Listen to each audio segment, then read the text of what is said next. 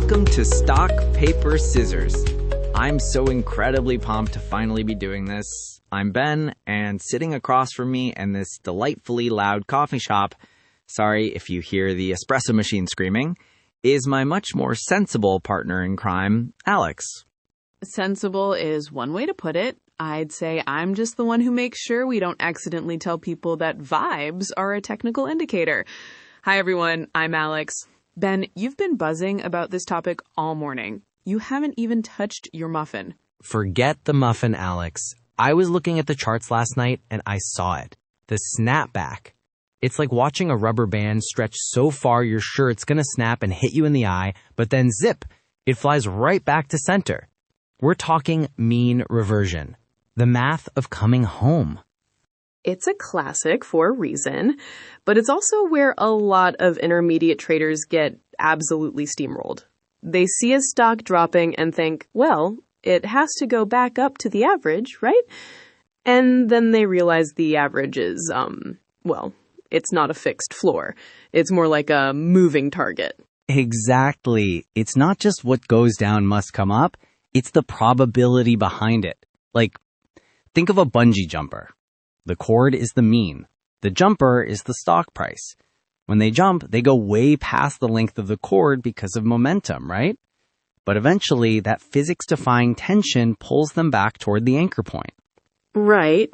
But in trading, sometimes the bungee cord snaps or the bridge moves. Before we get into the horror stories, though, let's talk about the actual yardstick people use for this. You mentioned Z-scores to me earlier. Don't go full professor on me, but how are you actually measuring the stretch? Okay. No tweet jackets, I promise. Think of the Z-score as the weirdness meter. It tells us how many standard deviations a price is away from its average. If a stock usually moves 1% a day and suddenly it's down 5%, the Z-score is screaming. It's basically saying, hey, this is statistically weird. Wait, let me slow you down there. For everyone listening, when Ben says standard deviation, think of it as the normal range of movement. Most of the time, like 68% of the time, the price stays within one step of the average. When it gets to 2 or 3 steps away, that's when things get interesting. Interesting is an understatement. It's terrifying. Look at this chart on my phone. Look at this candle from the 2010 flash crash. That's our first historical stat for the day.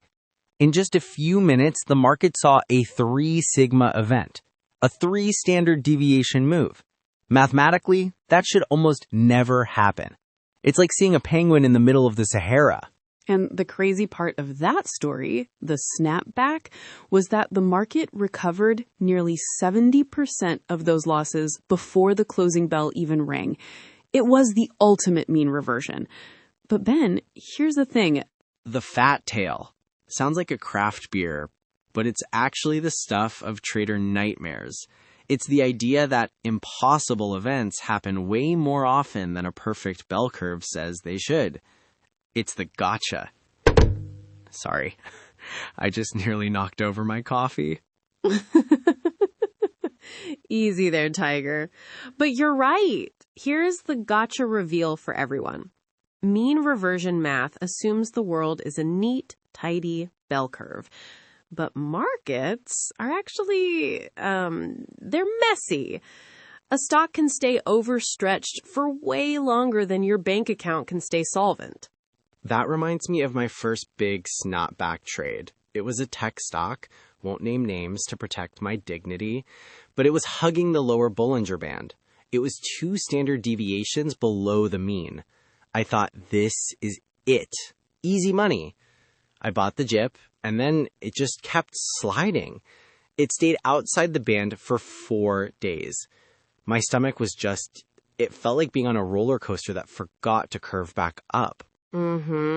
Because you were looking at a snapshot, not the trend. That leads us to the second historical stat.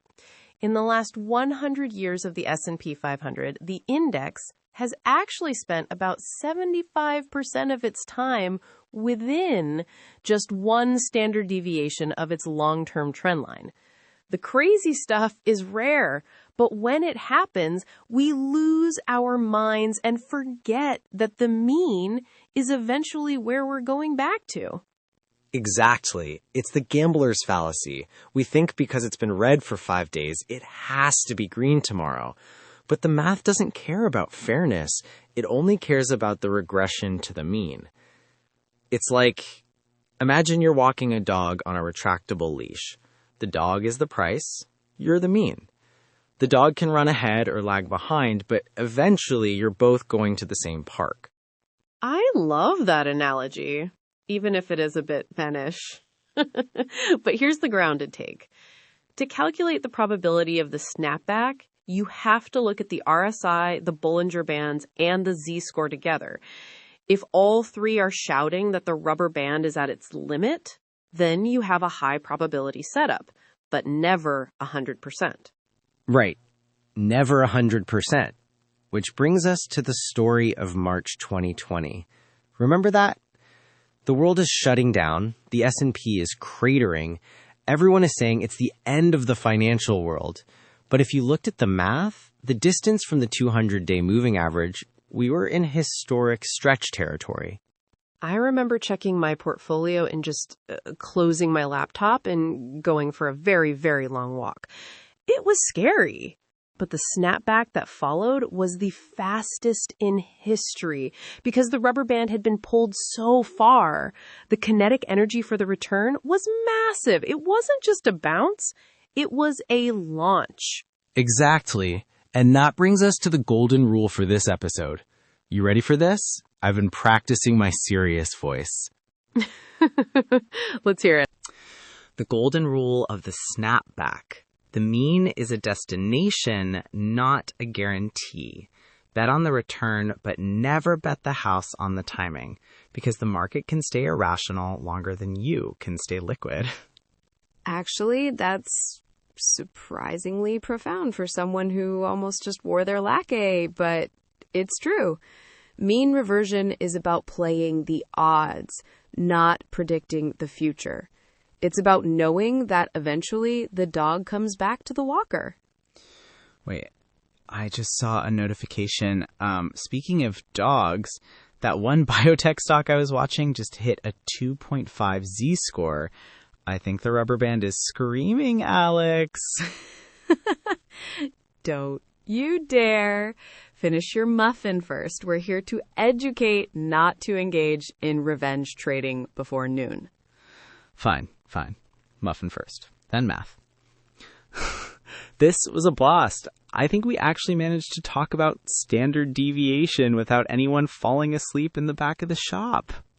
I see one guy over there with a spreadsheet. He might have been taking notes. But seriously, this is just the beginning. There's so much more to pull apart. Absolutely. If you're listening at home or in your car, don't look at charts while driving. Just remember that the snapback is one of the most powerful forces in the market. Respect the stretch. And remember, we're here for the education and the aha moments, not to give you investment advice. Keep it smart, keep it grounded. Well said. That's a wrap on episode 1. We'll be back next time to dive into another rabbit hole. See you next time on Stock, Paper, Scissors. Bye, everyone. Pass the sugar, Ben.